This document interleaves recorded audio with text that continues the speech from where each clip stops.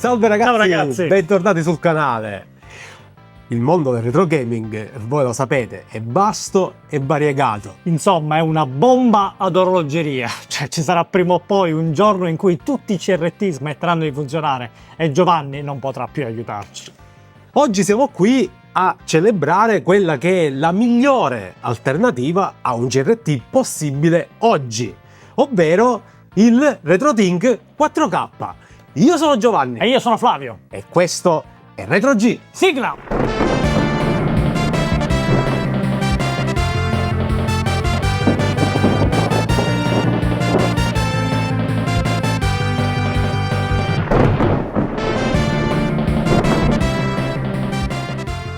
Ma prima di addentrarci nell'argomento dobbiamo prima capire che cos'è un upscaler, Giovanni.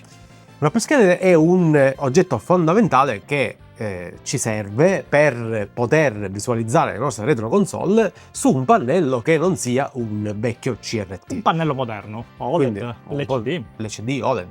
E ovviamente si interpone tra il segnale d'uscita di una console, che ricordiamo si aggira tra il 240p e il 480p, e il nostro schermo, che di solito raggiunge il Full HD e nei casi dei pannelli un pochino più moderni anche 4K, 8K addirittura. Fino a poco tempo fa, diciamo, non esisteva sul mercato uno scaler che arrivasse a upscalare queste risoluzioni fino ai 4K. O comunque non in maniera... Adesso abbiamo la Ferrari testa rossa degli scaler, che è il nostro RetroTink 4K. Ma prima di parlare di lui, io vorrei fare una premessa. Ovviamente, se noi viaggiamo e vogliamo andare in vacanza in un bel posto, possiamo andarci con un aeroplano in prima classe, oppure possiamo andare nell'economy o con il business class. Ovviamente arriveremo lo stesso dove vorremmo andare, ma non nello stesso modo. E quando si parla di oggetti di lusso come questo, dobbiamo fare delle doverose premesse, ovvero che sul mercato esistono delle alternative. parecchie alternative. Alternative come ad esempio l'OSSC, che è un upscaler di tutto il rispetto e che è open source. Economico, comunque funziona abbastanza. E raggiunge, diciamo, con un po' di macchinosità, quelli che sono gli standard quasi del RetroTink, ovviamente non in 4K. No, in Full E HD questa massimo. è un'ottima alternativa. Oppure abbiamo il JBS Control, che Questo. ovviamente è un'alternativa ancora più economica e che si vede in tante salse. Sì. Abbiamo visto anche quando abbiamo recensito il monitor Checkmate che all'interno abbiamo un upscaler che diciamo è basato su questa tecnologia. RetroTink, ovviamente questo è il suo prodotto di punta e siamo orgogliosi nel dire che per YouTube Italia è la prima recensione in esclusiva. assoluto. E abbiamo aspettato tanto tempo a farla e l'abbiamo già portato sul canale, perché noi lo utilizziamo per quasi tutte le nostre, diciamo, acquisizioni. Assolutamente quotidianamente, ecco. Perché abbiamo voluto testarlo a fondo con tutti i nostri sistemi e abbiamo voluto vedere se un oggetto del genere poteva andare a sostituire veramente un PVM nella nostra configurazione retro. Allora io vi posso dire senza nessuna remora che questo oggetto è qualcosa di straordinario. Incredibile. Quello che riesce a fare è spettacolare. E ora vedremo man mano nel nostro video, se avrete la pazienza di seguirci, ci addentreremo nelle sue funzioni, che sono vaste e variegate, e vi preannuncio ragazzi che è un oggetto che non è facile da usare a prima acchito, dovete avere delle conoscenze che sono importanti. Noi vi possiamo dare delle dritte, siamo sempre qui e ovviamente nei Ve lo faremo vedere. commenti magari scriveteci se avete delle... Vi aiuteremo sempre, ovviamente. Però comunque considerate che è sempre un oggetto per degli utilizzatori entusiasti. Sì. Non è un giocattolo plug and play che è collegato alla TV ed è Avete a tutto casa un Super Nintendo, vediamo con il RetroTink come ma funziona. se configurato a dovere potrebbe essere un game changer. Assolutamente sì. Allora andiamo ad esaminare, diciamo, nel dettaglio come si presenta questo RetroTink. Intanto ha una scocca in plastica io la definirei plasticazza, Plasticazza. che però fa il suo dovere. No, diciamo. infatti va bene, va anche... Ha questo logo superiore bianco, poi davanti abbiamo lo slot per una memory card che poi vedremo a che cosa serve, ed è una funzione importantissima di questo RetroTink ed è forse uno dei pochissimi scaler sul mercato che ti dà questo tipo di ventaglio di opzioni nel poter configurare al massimo questo upscaler. E poi davanti con uno slide abbiamo l'ingresso composito e l'ingresso S-Video. Dietro abbiamo il component con l'entrata audio, un tasto per il reset, un'entrata audio se utilizziamo tipo di entrata VGA, ovviamente la VGA, l'uscita audio ottica, se abbiamo un sistema di Dolby Surround, eccetera, eccetera. Poi abbiamo ovviamente l'uscita video HDMI e, cosa importantissima, è uno dei pochissimi sul mercato che ce l'ha, un'entrata video HDMI. E poi ovviamente abbiamo la nostra entrata SCART, che è quella che utilizzeremo di più e che penso sia quella che vi interessi di più. Esatto. Noi in America lo standard, diciamo, SCART è poco utilizzato nelle televisioni di alto livello, diciamo che si passa direttamente al component. Noi in Italia, o comunque in Europa, lo SCART e RGB, diciamo che è lo standard ed è quello che utilizzeremo di più. In tutte queste entrate lo scaler si comporta benissimo ed è il riferimento. Andiamo subito a testarlo. E con che cosa potremmo testarlo, Flavio, se non con la mia console preferita, ovvero direi assolutamente sì, il Super Nintendo. Quando colleghiamo il nostro Super Nintendo con la nostra SCART RGB, dobbiamo andare a dire al nostro scaler ovviamente che l'input è quello della SCART. Quindi andiamo sul menu di input, andiamo su SCART, selezioniamo. E già lui, come vedete, già di default fa un ottimo lavoro. Allora, tramite questo programmino che voi conoscete bene, che è il 240p test suite, se no non sareste qui a vedere questo video, andiamo su video test e checkerboard, la scacchiera, eccola qua, e andiamo a fare un'autocalibrazione. Quindi andiamo su questo menu, scendiamo fino ad auto calibrate e calibriamo sia la fase che il guadagno. Questo qua di solito è rapidissimo. Sì. Gain leggermente più tempo, però comunque è sempre abbastanza rapido. Ecco, ha finito. E questo vi permette già di avere dei parametri che siano perfetti. In questa fase io, come vedete, è fantastico, già anche il risultato è stupendo. Andrei io a salvare un profilo. Salviamo questo profilo qui. Sappiamo che il profilo 2 è dedicato. È dedicato, poi potete andarlo a rinominare quando volete tramite la vostra memory card. Sì, la cosa bella è che anche va a salvare anche il fatto che abbiamo scelto la SCART. Poi cosa dovete fare? In questa fase, se non vi piace l'aspetto così moderno senza scanline dell'uscita video, potete andare a impostare delle scanline. Andiamo su effetti. Io di solito utilizzo la funzione box delle scanline perché mi permette anche di controllare se le scanline sono corrette oppure meno.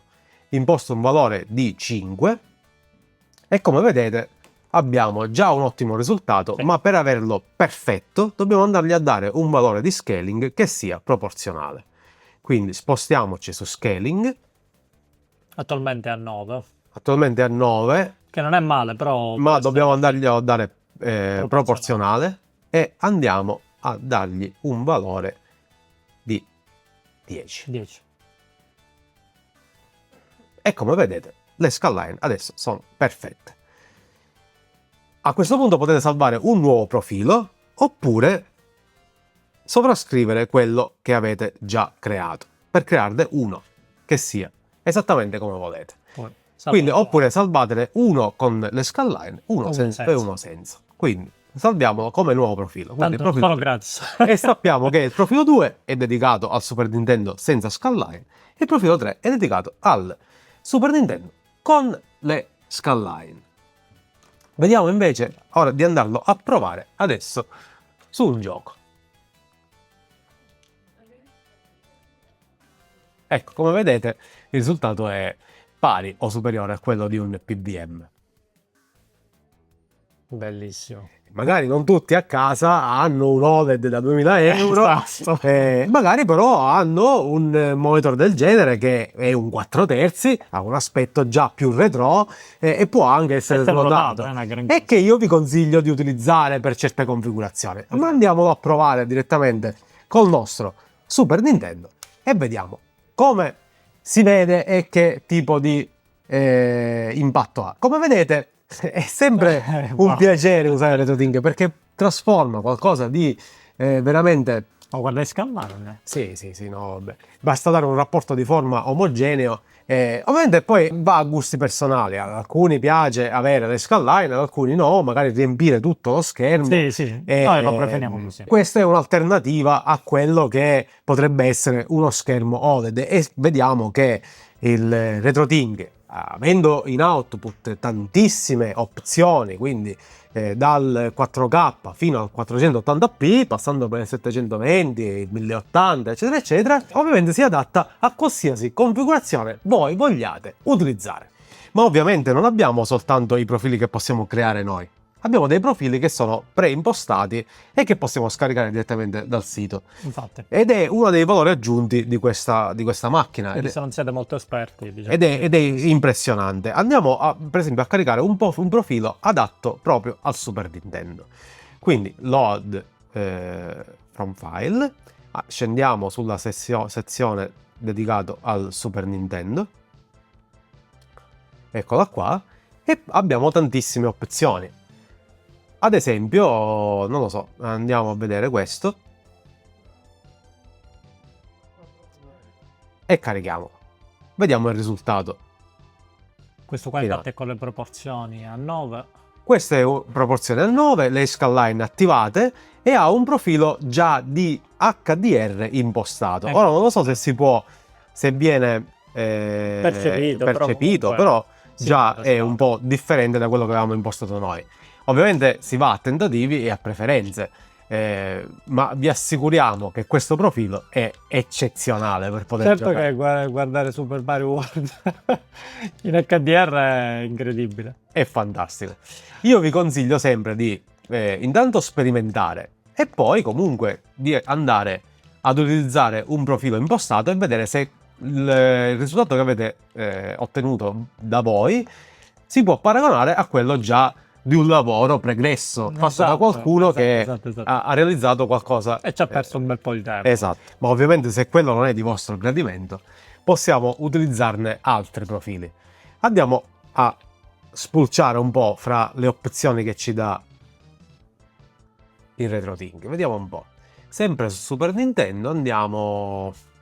Non lo so, tu che dici, Fla? Ma vediamo questo Sharp a 10, vediamo come va. Sharp per 10. Vediamo un po' cosa ci Deve combina. essere molto nitido in teoria. Sì, è molto nitido, però su questo si può lavorare. Esatto. Ad esempio su questo non sono impostate le skyline. Se No, questo però vi piace, potete andare ad impostare successivamente le skyline. Quindi andiamo su effetti, skyline, sempre su box e andate a impostare l'intensità che volete. Se l'intensità delle skyline vi produce un'immagine che per voi è troppo scura, potete andare sempre su ADC e andare su Gain ed impostare un valore superiore. Ed ecco qui che di base vi può dare una luminosità maggiore. Sì, infatti. Ovviamente qualsiasi tipo di profilo scegliete, comunque vi restituirà un'immagine che è spettacolare. Un'altra cosa che volevamo sottolineare, in questo momento stiamo utilizzando il Super Nintendo, ma i profili sono per praticamente tutte le console esistenti e non solo le console. Anche quelle moderne. Abbiamo anche i mini computer e gli arcade. Quindi abbiamo anche la soluzione arcade, perché ricordiamo che il RetroTink 4K può essere collegato anche a una scheda arcade, come vi faremo vedere alla fine del video. Adesso siamo collegati con il Mister con la modalità Direct Video. Come abbiamo detto, il RetroTink 4K ha la possibilità di avere in input il segnale digitale in HDMI. Mhm. Con la modalità Direct Video del Mister possiamo mandare il segnale di ogni core, quindi con la sua risoluzione originale, però in formato digitale. Esatto. Quindi avendo la miglior qualità possibile, mantenendo la risoluzione originale. Vediamo col Super Nintendo che cosa possiamo realizzare.